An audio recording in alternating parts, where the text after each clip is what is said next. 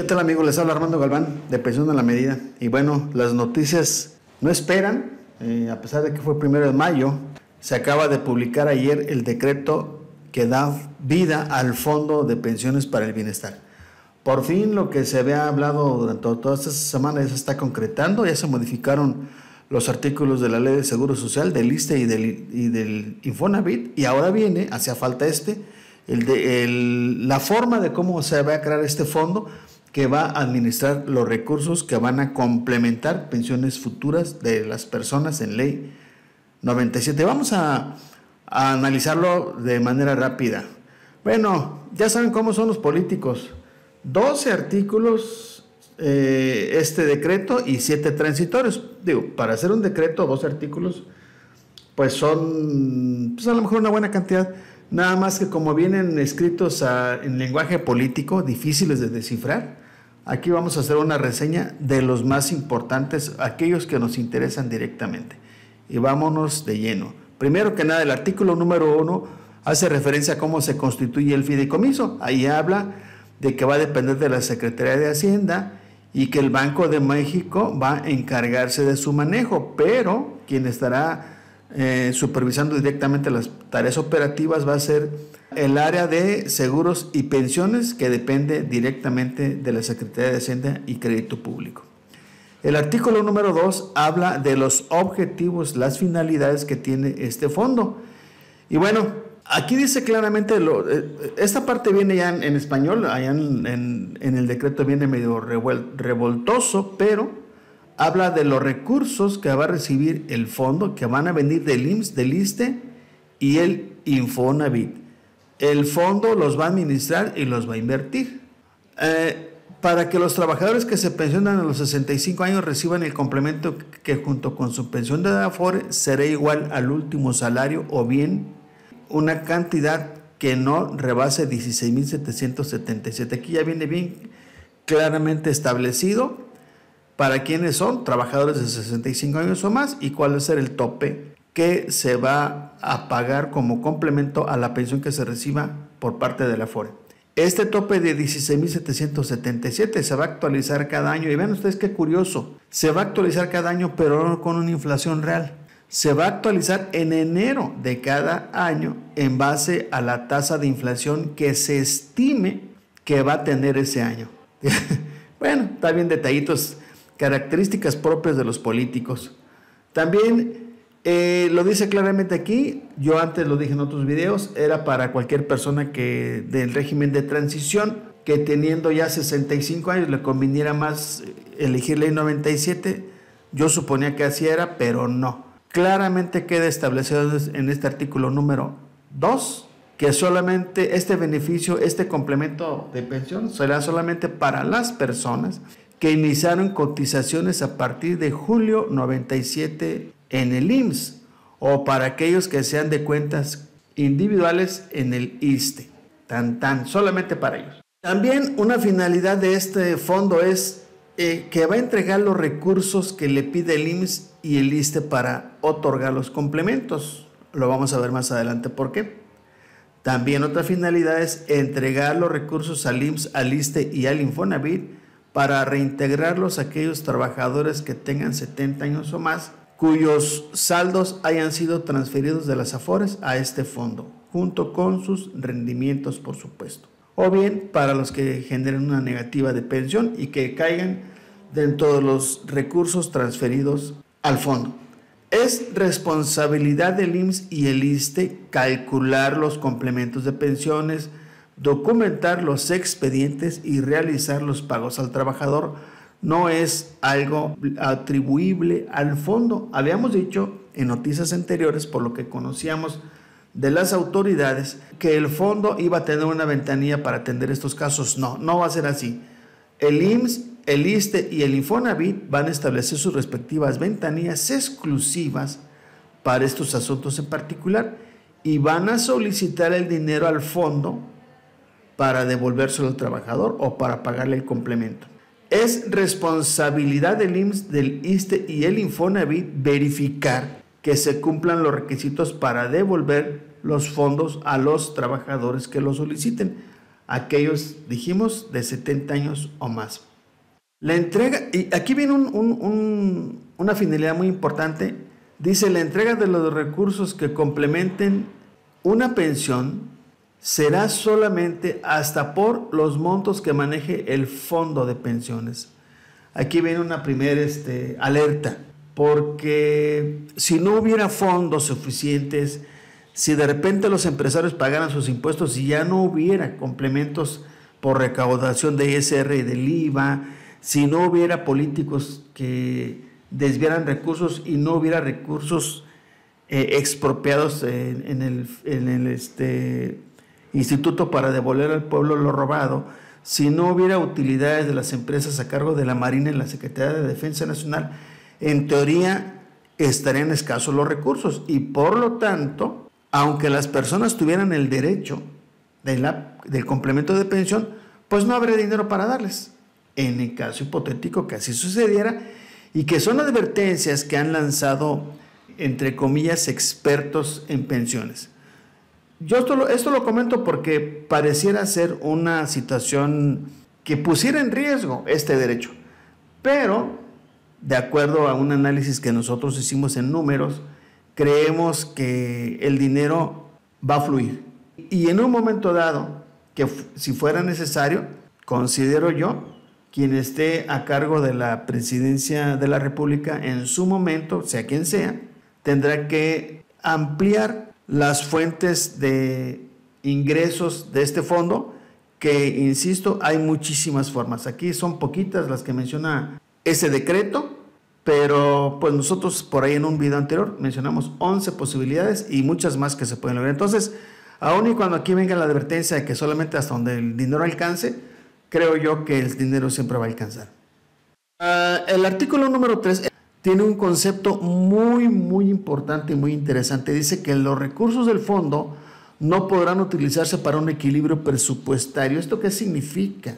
Que el dinero del fondo no puede utilizarse para finalidades, objetivos o redistribución del dinero que algún presidente en turno quisiera hacer. No se va a equilibrar nada. Recordemos que en el pasado, en la presidencia del licenciado Vicente Fox, se sustrajeron algo así como 20,000 millones de pesos de cuentas que no estaban reclamadas también en las Afores, pero ese dinero se trasladó a la financiera rural agropecuaria que en su momento se diseñó. Entonces ya no se podrá hacer esto. El dinero que está ahí no se mueve y tiene como finalidad devolvérsele al trabajador a través de pensiones complementarias. Eso habla el artículo número 3. El artículo número 4 menciona cómo se constituye el patrimonio del fondo, y ahí vemos, son aportaciones que va a hacer la Secretaría de Hacienda y Crédito Público. ¿De qué manera? Pues no está dicho de qué manera, pero pudiéramos hablar aquí, como más adelante lo dice, por ejemplo acá, donde habla el cobro de adeudos a cargo de cualquier dependencia federal, estatal, municipal u organismo fiscal autónomo que le deba dinero al SAT o al ISSSTE. Ese dinero que no se ha cobrado por problemas de liquidez de cualquier institución, bueno, cuando se haga efectivo el cobro, aquí estamos hablando del SAT, entonces acá viene aportaciones de Secretaría de Hacienda y Crédito Público, ese dinero se va a pasar a este fondo y será parte de su patrimonio. También los rendimientos que genere el propio fondo, las donaciones que hagan personas físicas o morales o cualquier otra aportación. Ahora, ¿cuál es el origen? O sea, ¿con qué inicia este fondo? Ya está muy conocido. 75% de los remanentes, que es un remanente, todo el ingreso que se hace de este instituto para devolver al pueblo lo robado, menos los gastos de operación del propio instituto, viene siendo un remanente. Bueno, el 75% de ese dinero se va a ir aquí al fondo. También lo que sobre de los recursos que están ahora de la financiera rural agropecuaria, que está en proceso de extinción. Y también, como ya dijimos, los adeudos que haga efectivos el SAT o el ISSSTE de cualquier dependencia federal, estatal, municipal o de organismos autónomos. También de las famosas cuentas inactivas de las personas mayores de 70 años que estén con las Afores.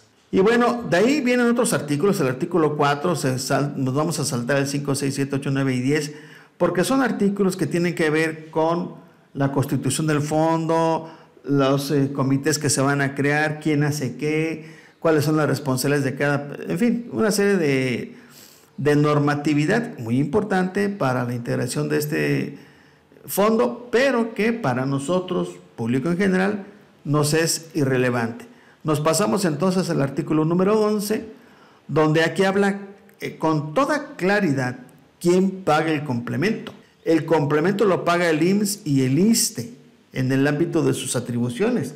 Entonces, el IMSS y el ISSSTE tienen que facilitar los trámites, tienen que tener alguna ventanilla exclusiva donde van a promover el trámite a través de los requisitos y los documentos que se necesitan. También están ahí en esa ventanilla obligados a informar y orientar. Y finalmente son los encargados de recabar las solicitudes, verificar, hacer cálculos correspondientes e integrar expediente para solicitarle los recursos al fondo y que el fondo le mande esos recursos al Seguro Social o al ISSSTE y que el ISSSTE o el Seguro Social se los entregue al trabajador que lo pida, ya sea como complemento de pensión o ya sea como el retiro de los saldos que de la Afore se trasladaron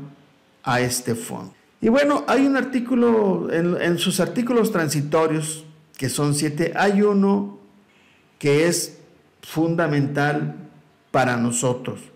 Dice claramente que el complemento que se solicite para aquellos trabajadores de ley 97, es decir, que iniciaron cotizaciones en el Seguro Social por primera vez, de julio 97 para acá, y que ya tengan 75 años, ya pueden exigir el complemento, pero el trámite se hará a partir del 1 de julio del 2024. Quiere decir que pues todavía falta todo el mes de mayo y todo el mes de junio. Son tiempos que en otras normatividades son explicables, sobre todo en los transitorios anteriores del 1 al 6, donde dice los plazos para integrar los comités, los plazos para integrar las reglas de operación, los plazos que se le dan a las Afores para que devuelvan las cuentas inactivas, etcétera. Son 2 meses para echar a andar ya de manera operativa este fondo. Entonces, si tú como trabajador ya cumples con este requisito, aguántate poquito. A partir del 1 de julio puedes hacer tu trámite para que se te devuelva tu dinero o bien para que pidas tu pensión complementaria a la que vas a recibir de la Afore. Bueno, terminamos con la presentación. Espero sea algo comprensible porque pues está medio complejo, todo fue muy rápido. Y vamos a dejar en algún comentario la liga del Diario Oficial de la Federación para todos aquellos estudiosos que quieran descargarlo para conocer artículo por artículo lo que se refiere a este fondo. Y termino diciendo lo siguiente: el que ya se haya publicado en el Diario Oficial de la Federación a través de un decreto y que ya le da formalidad, le da vida a este fondo, eso no quiere decir que no pueda intervenir la Suprema Corte de Justicia con el argumento de que si existen trabajadores de 70 años o más con cuentas inactivas que soliciten la intervención de la Suprema Corte para declarar inconstitucional o simplemente que metan algún amparo o que se valgan de cualquier precepto legal que en su derecho les beneficie, entonces en ese momento habría que ver cómo actúa la Suprema Corte, si va a atender un caso particular solamente o si le va a dar generalidad o si de plano va a dejar en stand-by este decreto. Por lo pronto, esto se tiene que echar a andar, no se pueden esperar a lo que diga la Suprema Corte, y de entrada, los recursos que van a pasar al fondo, independientemente de lo que determine la Suprema Corte, van a ser los 40,000 millones de pesos que tienen las Afores, simple y sencillamente porque ya viene desde la ley del Seguro Social, en las modificaciones que se hicieron en 2020, ya viene establecida la obligación de que debieron transferir los recursos de cuentas individuales que estaban inactivas. O sea, eso de entrada ya va a haber recursos y en todo caso veremos cómo procede la autoridad, si empieza a pagar algunos complementos, dejando a salvo los derechos de las personas que metan algún recurso a la Suprema Corte, o bien se congela todo hasta que se resuelva jurídicamente esta situación. Muchas gracias por su atención. Si te gustó el video, dale like, suscríbete a mi canal y distribúyelo con todas las personas que les pueda servir. Muchas gracias.